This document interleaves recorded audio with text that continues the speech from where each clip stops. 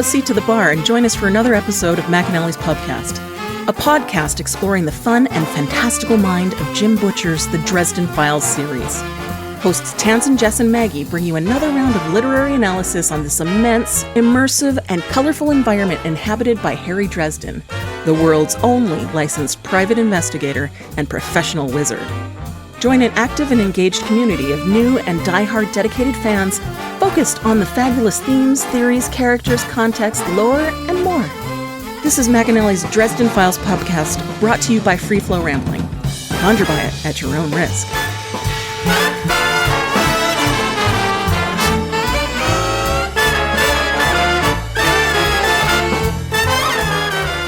Welcome to the McAnally's Pubcast, brought to you by Free Flow Rambling. This is episode 9.8, Threefold Attack, where we are covering the novel Summer Night.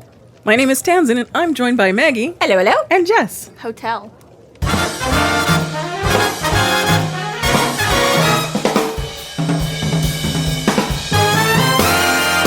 Thank you to our Patreon subscribers for your generous support. It's people like you who help us to do what we do. If you're not yet a Patreon subscriber, sign up today and get a fuck ton of bonus content, kick-ass merch, behind-the-scenes outtakes, and more. Sign up today at www.patreon.com/freeflowrambling.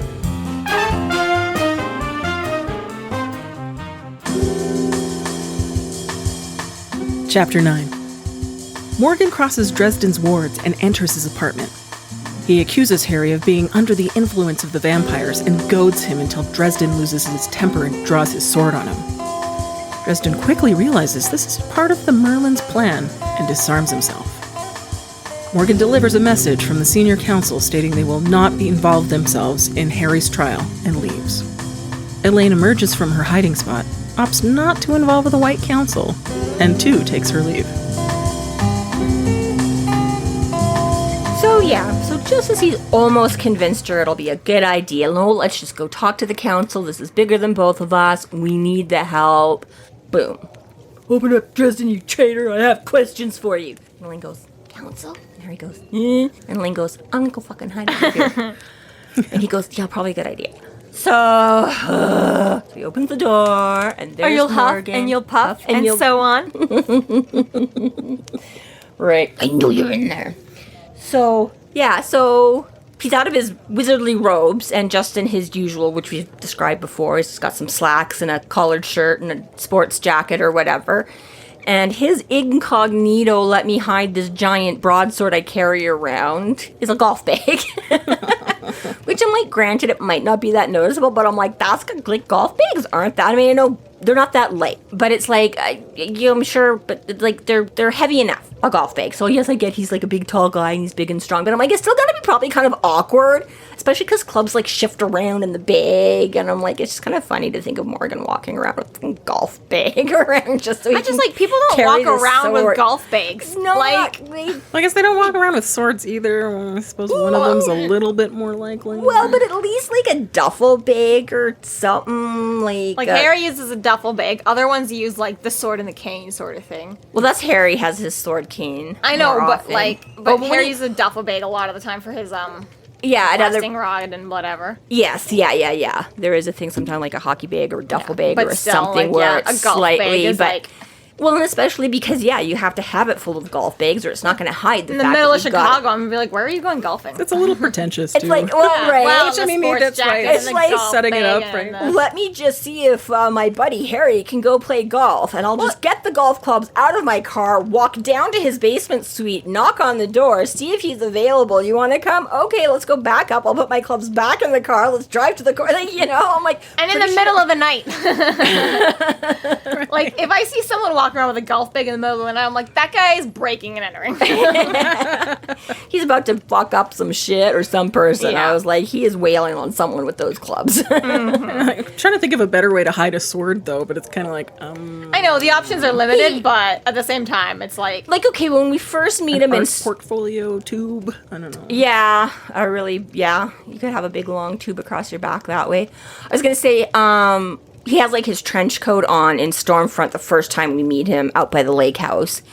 But I'm like, well, that was like spring. I'm like, I guess it's supposed to, Harry keeps saying it's super hot because it's, mid to end of June, just before the solstice here. But I was like, I'm sure Morgan can do like a self-cooling spell or something. He could have stepped through the Never Never, like, from somewhere just to show up and fuck up Harry and then be like, all right, bye. I'm going back to where I was, where it's but cold. I was like, it seems like, that would be less awkward and whatever than carrying around a big giant fucking, like, just hide it under your coat like normal. So you spend all your time in Edinburgh, and you just show up every now and again to fuck up Harry in Chicago, and they're like, all right, back to Edinburgh. It's normal. Everybody in Edinburgh walks around with golf clubs all the time. This is the birthplace. That's where you go to golf. Yeah, right. It's you new age, whatever, Americans with your brand new These darn baby cities, not enough country. room for golf courses. Right.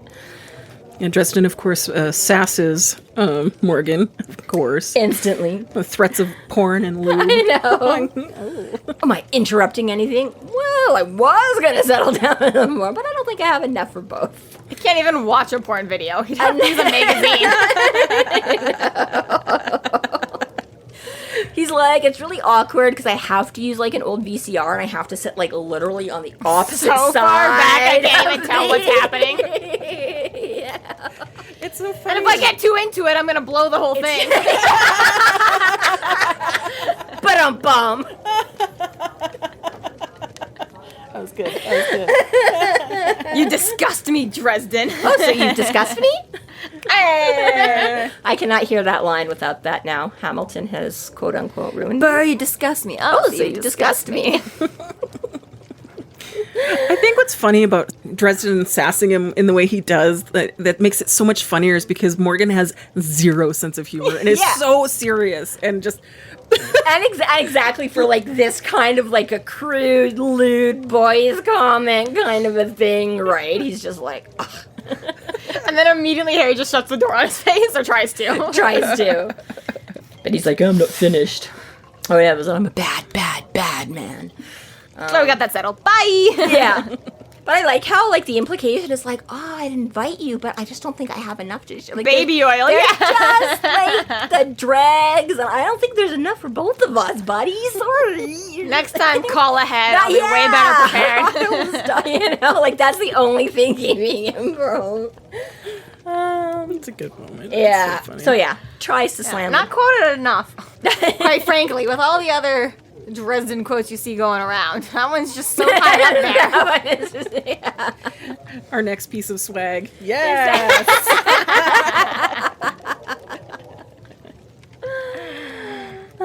Just the last half of that quote. It's like, oh, but I really don't think I have enough for two.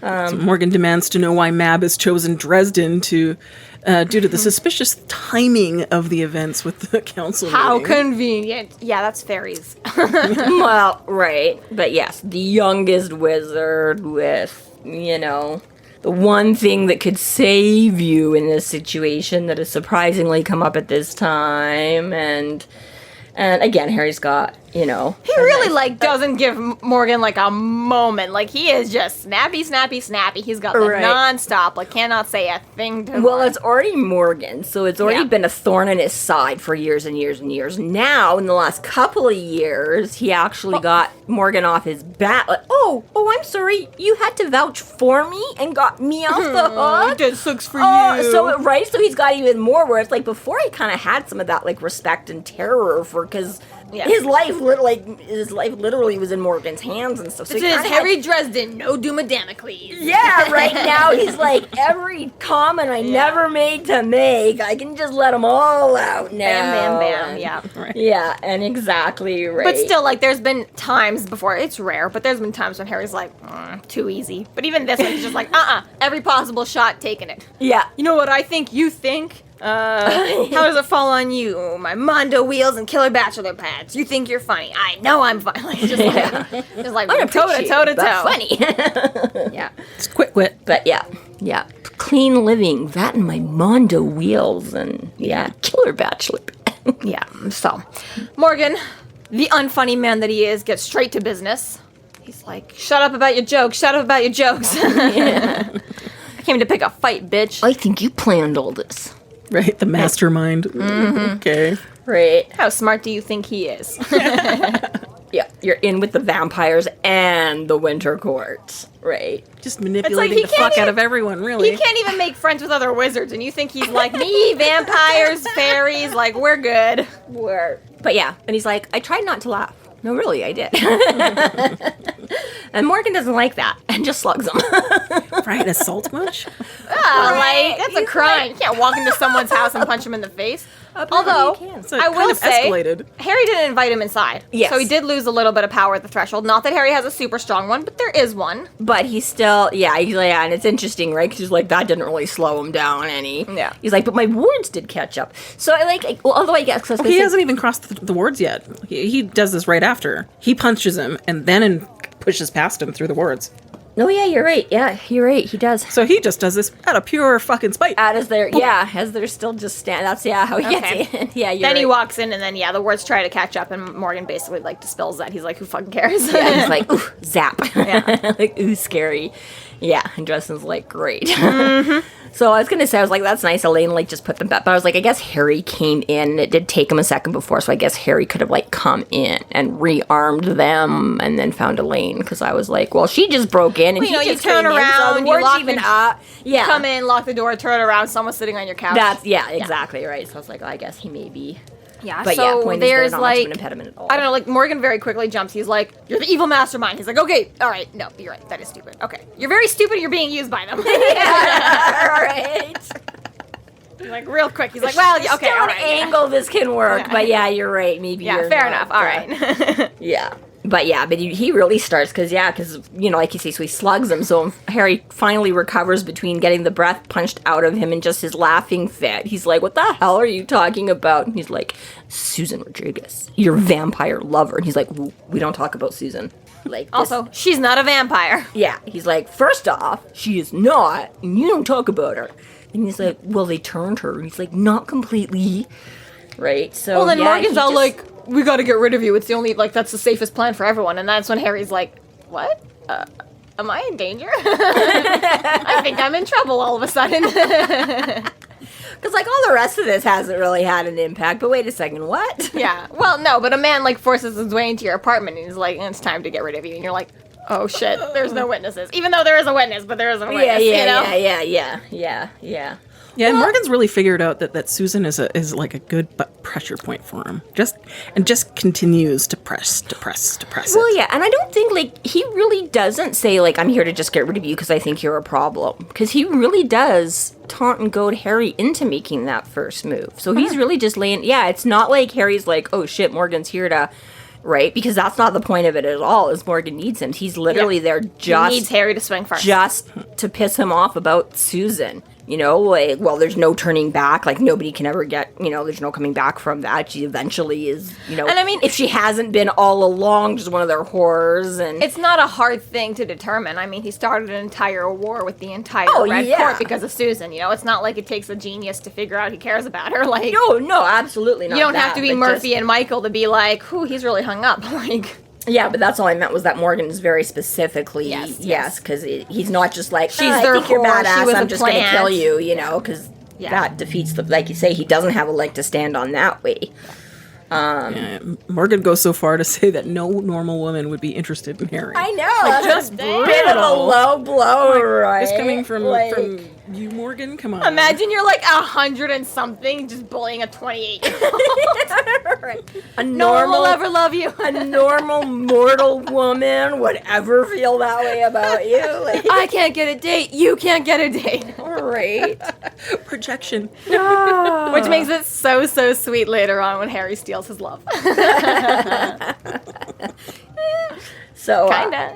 maybe I don't know. There are the lines, but still. Yeah. So so he works, and you kind of, like you say, you're kind of right there with Harry a little bit. Like, you're like, like, this is low. Yeah.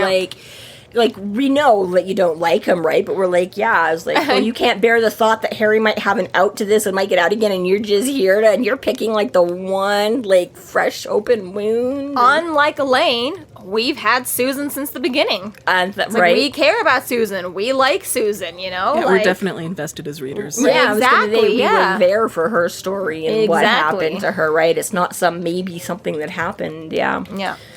So part of us is all like, yeah, when he grabs his sword cane out, and you're like, yeah, you teach that son of a. Mm-hmm. And then there's just a moment, but that was good. He's like, in that moment, I was sure I could have killed him. He's like, he might have taken me with him, but I could have done it, and I wanted to badly. Not in any sort of intellectual sense, but in the part of the brain that does all the thinking after the fact. My temper had frayed to bloody tatters, and I wanted to vent it on Morgan. But somehow, luckily enough, because we need more of this book to continue, a thought sneaks through. Light bulb. End of the series. Thanks for coming, folks. Right? That's all, folks. do. So, which really is again, if it wasn't for the fact that he needed to realize this, I'm like, I don't know if he was that worked up. I'm like, honestly, like, if it had been me, I don't know if I really would have been. I don't know if that sliver of logic would have gotten through that rage and emotion. But thankfully for Harry. That's a wizard's power thinking. That, right, yeah. I will say, things. though, that Jim Butcher did a really good job sneaking in this third thing. Because, yeah, like, by the time you leave the council, forgot about it. You've moved on. Yeah, you're like, 1, 2, 3 is probably in there. I'm just bad at counting. And then, yeah. Or you just forgot that it was, because it gets mentioned, like, before they go into the council. By the time you're just so caught up in everything, you haven't even remembered there's even, a like threefold plan to trying that. to think about what it was. Because it's not like, it was, like, again, referenced again as it was happening. So you got to look back and you're like, okay, the first one was trying to get do the Christos into the... Yeah, the first was trying to get their guy on the council and then do the Ebenezer, vote. Right. And then make it an open vote. Right. And then the second one would have been the open vote. Oh, okay. Yes, okay. That's what it is. So the first one was, yes, they just, because everybody's already denied it, so we can just stick our guy in Petrovich's place. So right there, we're outnumbered 4-3. And then, McCoy got onto took that position, so they ousted their guy there. So and then the one to help. Make it the open vote, where again, all the other scared wizards who don't know what's going on would have been like, yeah. Well, because Harry had to help himself for the second one. It was 50-50 there, and so that was the Mab thing, too. Yes. So, that was the 50-50 one, and now this is the third one will be all you. Yeah. But still, it was a good... It was a good call because I mean, went and talked to Murphy, went and talked to Elaine, went and talked to Morgan. Oh, right, shut up. There's so many plots to keep track of, right? So many threads. Yeah. So Harry breaks it all down. He's like, oh, there's another warden watching. You came to goad me into a fight. If I kill you, maybe you die, but then I also die, and then the war is averted. You hand over my body, and everyone's happy. Yeah. And then Morgan's all like, what? Supposedly. Oh, yeah, this is where we find out he did not go to acting school. Drama he is. Drama student he is not. Yeah. Well, the initial reaction is good. Because that's it. Harry's about to, like, don't you die. And he, like, pulls his sword, and then all of a sudden he's just like, that's number 3. And Morgan's like, what? Like, we're in this? And then, talking about Dresden. Yeah. And but then, when he explains, he's like, shit. No. You get this, like, really, like, bone-worry thing from, like, Harry just goes, like, 100 to 0, and he's just like, get out, Morgan. Yeah. Just like, like, it's just like, which you getting tricked into this, like, I'd be like, just like, fucking hell. So overall, exactly. And again, that's that, the adrenaline and the letdown, like, you would just be like, nothing, just completely deflated, Even again, like, as we know, he just spent, like, 10 minutes defending the council, too, right? And this is just another blow. You're just like, you're a fucking asshole. He knows in the back, somebody's hearing this going, see, that was a dumb idea. Dumb. He's I told you so. Yes, it was a bad idea. It was a bad idea. Yeah. Despite the fact that this was all a ruse, though, given the opportunity, Morgan immediately jumps onto it again. He's like, oh, is your vampire girl here after all? Yeah, so I was going to say, Morgan at least has the grace, to play by the rules. I mean, Harry has always said he's very straight and narrow. Well, kind of, with the exception of punching people randomly in the face. Well, okay, but it was he's a straight and narrow for the white But at this, at this point, he could have just been like, oh, shit, you're onto me. Behead you. Yeah, he's very persistent. But he knows he's been out, like, Harry is not offering... Yeah, Harry's like, I'm not offering you violence. Are you still gonna? And Morgan sort of has to respect within that he has to finish or whatever, right? So he is gonna go leave. And he's almost verges on obsession. Oh, very much. With how he deals with Harry. He's very sort of one-track mind and very sort of exactly that way. which is the problem that Harry's had. He's like, all he wants to do is catch me out, and that's all he's done year after year. Like because that's what he says. Like Morgan's good at holding a grudge. He's got a crush. Well, got a boy crush.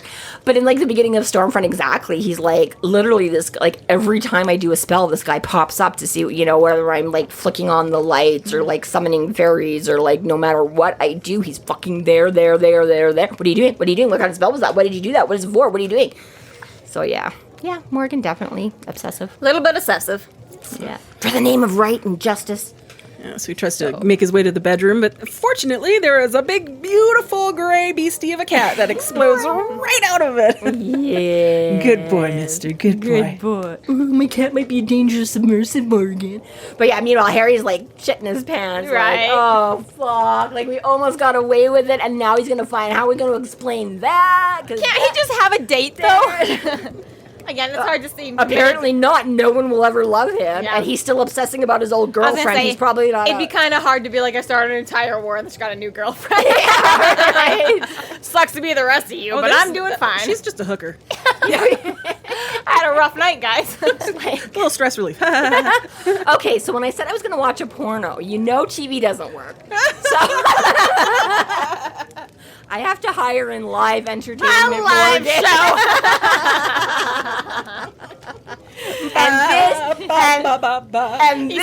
This is why Butcher couldn't have made Elaine some homely, nobody awkward. She's got to be believable as the hired hooker. Despite the fact that that scene never plays out like that. Just in case. But, you know, people like fan theories and the behind, you know, he couldn't say You're it. right, you're right. All right, everybody knows. I'm Like sure there's fan fiction out there that makes Elaine worth it all.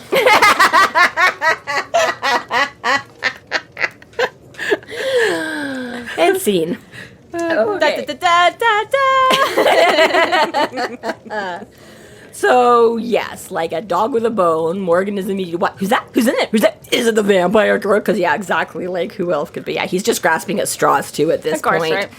Like, and, like, I get, but part of me is like, fuck you. Like, I mean, I know he already tried to stop Morgan from coming in, and Morgan shoved his way past, but I'm like, I'd be a lot more pissed with somebody that, again, isn't any kind of a friend, and you're going to start looking through my bedroom? The fuck you are! Like, it's bad enough you're in my living room. Especially because he doesn't have the Doom of Damocles anymore. It's like, I don't got have... no authority. I don't have a parole officer anymore, so you yeah, gotta go. like, this is just like... You're not allowed to random drug basic text me anymore. privacy. It was like when the landlord would come by for stuff. I'm like, he can come see the house, but you're not going in my fucking bedroom. And like, he didn't expect to, you know. But it was like, you can't just. Who's in your bedroom, Dresden?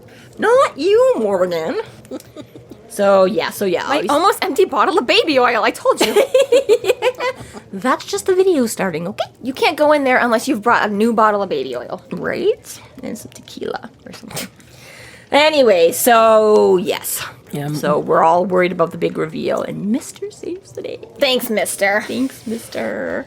And then, Morgan's parting words is just like, here's the number for the senior council. Call us when you fucking failed. Yeah, well, and he does, and it's nice that, like, yeah, he did. Ostensibly, this was the message he came to deliver.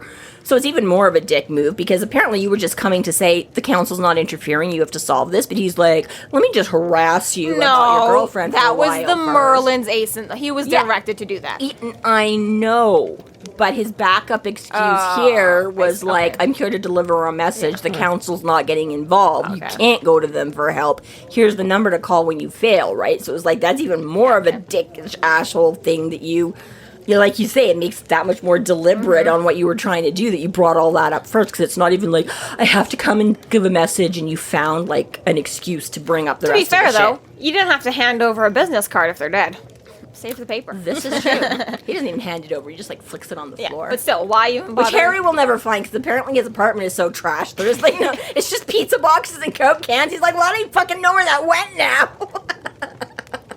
I'm gonna say, what was Morgan thinking stepping into this, I too? know, like, He's like, what have I done? Maybe I shouldn't kick a guy when he's this fucking low. How about Morgan? Either that, or maybe it's just a mercy killing at this point. Like, if this is how you live, how did you get a girlfriend?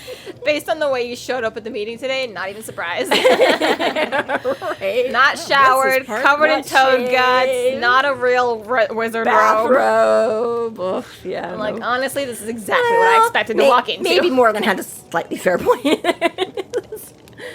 But yeah, that's another like insult to injury. It's like, so Harry was like, okay, well, I'm supposed to do this, but now realizing the scope and the impact and the players, let's go talk to the council and lay it. And the council is basically, and I'm sure motivated muchly by the Merlin and that, but they're just like, you know what? We're just going to make it so he's not allowed to ask for help. If he's really a really real wizard, then he'll do it on his own. So yeah, he's like, screw you. You can't. So he's even taken that option away from even trying to find help. And, when you fail, fuck you. Yeah, so he does leave, and then Elaine emerges from the bedroom and confirms that she confirms that Morgan was baiting him, and then questions Dresden's suggestions to involve the council. And like, why would this is what why you the fuck would you do this? Yeah. Like, this is what you have? Yeah. Yeah. She's like, this is what you want to submit myself to? They're not all like that. And she's like, come on, buddy. Yeah.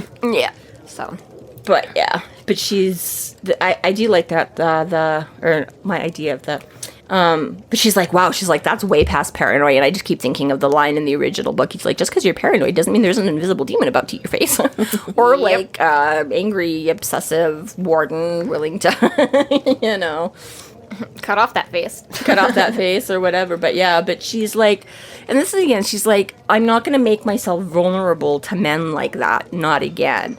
So again, we don't know if there's anything else that's happened. You have to assume that's her reference to Justin. Was this right? Well, that's clear, obvious one. Yeah, a wizard warlock thing that like basically was just there to manipulate and get his own gain. And she's like, as pretty far much as I'm has to be concerned, Justin, because otherwise, like, if she's been in Sanctuary this whole time, they're doing a pretty shit job. Well, I mean, I was gonna say it's not that she couldn't have encountered anybody before she instantly ran to Fairy or whatever, but yeah, it's just basically that's her whole, and yeah, you can't blame her, but it's like, this is pretty much my only view, and it's not getting any better. Which is fair. I don't know. Yeah. Yep. So, We'll agree with you there. Yeah. So he kind of tries half-heartedly, and she's like, are you gonna rat on me? And he's like, fine, no. And meanwhile, he's like, I'm just getting in like 10 times more trouble. Like, fine, I want to respect you and your choices, and I'm not gonna rat you out. But he's like, you don't understand how much more bad this is gonna be if it comes out in a wrong way that I knew about this and was Herbery. And I'm like, I do and I don't get, because he's like somebody that may also have broken the first law, and I'm like, but she didn't. She wasn't in the fight against Justin. She didn't try to kill you. She bound you. She didn't try to kill Justin.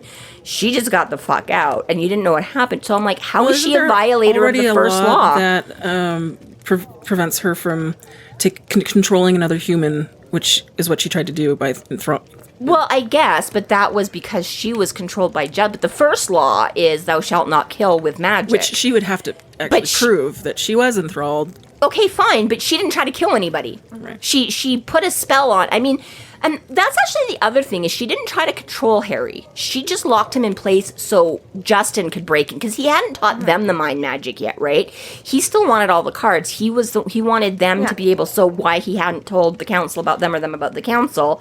So that was it. All he did was, once he enthralled her, he was like, you hold him still so I can, quote unquote, talk sense into him. And that was all Elaine did, was she just put a binding around him to literally physically hold him in place, while Justin did the mental attack and tried to enthrall him. So Harry had to fight both of them off. Super but strong. Nowhere in any of that do I see where Elaine would have suspicion of breaking the first law, and why that. I mean, I understand, like, okay, you should come out to the council because they don't know about you, and the whole Justin thing is a mess, and you can, before shit gets worse. But presumably you wouldn't be on trial. Yeah, There'd but be some suspicions that's there, and like weird muddying of the water. Well, yeah, but I'd even see it more as Harry just being like, "Why the fuck didn't you say anything?" Which again, more easily explained. Like, I thought she died in the fire anyway, so who cared? Yeah, exactly. But that's just it, where he's he's laying around. I'm like, I don't understand why Elaine would have that much on her, but okay, whatever. Oh, did I forget to mention all the times I tried to kill Justin in the night? Oh, whoops. When Elaine goes to leave, and like he's like, they're gonna be watching the place, and he's like, I'll veil, and he's like, they're pretty good. I'm better. Fair enough. Fairies are pretty good. Yes. If you spent a decade just sitting around them, I'd hope you'd have picked up something. I was going to say. Which goes back to our point, I think, from last episode, where it's like, why would you come to Harry on fairies when you're the fairy expert? Presumably, there's no other wizard on Earth that knows the Fae as you do after you spent a fucking decade with them. Although, in all fairness, she didn't come to him for fairy expertise. She did come to him more for the investigation expertise, because she doesn't know how to solve a murder case, right? That's more. She came to him for a PI. I could see that. She doesn't really come to him and ask him about how to deal with fairies. She's more like, I'm in this mess with the fairies. What the fuck do I do? And he's like, well, I can't help you. I'm in the same mess for the other side. Right. But yes, it was more that she came to that point. She came looking for a him. PI, fair enough. Yes, yeah. And it just so happens he already got snapped up by the other team. So he's like, well, dude, I can't help you. But I will. Oh, I'm such an idiot. Yeah. You are, Harry, you are. So yeah, and he makes a good point. He's like, how will I get in touch with you? She's like, you're the one with an office and an answering service. How about I call you? Which, again, way to go, Elaine. You pop up out of the middle of nowhere. I'm still alive. I need your help. But you know what? I'm still going to keep it all really close. I'll call you. Yeah, I'm still going to tell you where I am or how to get a hold of me or whatever. So, I mean, yes, it's a point, but it's also These girls. pretty shady abuses. Yeah. Well, and again, like, part of it is, like, dismantled just by how much Harry trusts her. But it's like, if he'd even questioned it a little bit, you know, the audience would question it a little bit more, too. But she's just like, okay, bye now. And we're like, all right, bye. Like, Yeah, like I guess, all we'll be right. in touch. Harry's not concerned. We're not concerned. But it's like, Right. really, it's like, Exactly. where the fuck did you come from and why? Lots of loose ends with her. Yeah, totally. Yup. So she does take her leave. If anyone's a plant from the beginning, I'd assume Elaine over Susan, just Right. based on this. Like, Right. Yeah. so convenient for you to turn up. Right, exactly. Like, there's got to be something more. Mm-hmm. But no, folks, that's it. That's Elaine in a nutshell, right? There could always be a future book. Could always be a future book. You never I don't know. I honestly hope so, because otherwise her entire existence is like. It's only chapter 9. This is all you need. This is Elaine. This is Elaine. There's no foreshadowing. There's no subplot. Not a lot going on. There's no misdirection. There's nothing. Yeah. So yeah, he stands there. See, nothing comes out of sleeping with your adopted sister. Let that be a lesson to you, folks. I have no family. We weren't related. We just got adopted by the same guy. Okay, I know, right? Murphy honestly let it go a little too easily. Yeah. I'm like, all right. Well, she wasn't in the mood to get her ass on like why she married a 30-year-old when she was 17. fair enough, So yeah. she's like, man, I'll just let it pass this time. Is this the battle I want to pick? Is it? Yeah. No. Yeah, fair enough, No. fair When he's already looking at me funny because I'm like stoned and drunk, and you know, she's like, Yeah. next time, Dresden. So Mr. Conveniently and Nicely hasn't gone far. He'll just come back in. So Harry doesn't look that weird for leaving the door open. And then he decides to just take a minute. He's like, I'm just going to sit down on the couch. And it's just as well. Because the next day, things got complicated. Excuse me, after Elaine left, he went and stared at Elaine's Christmas card. No, he didn't, because Elaine has Birthday never card. sent him a Fuck Christmas off. or Susan birthday is what I card. meant to say.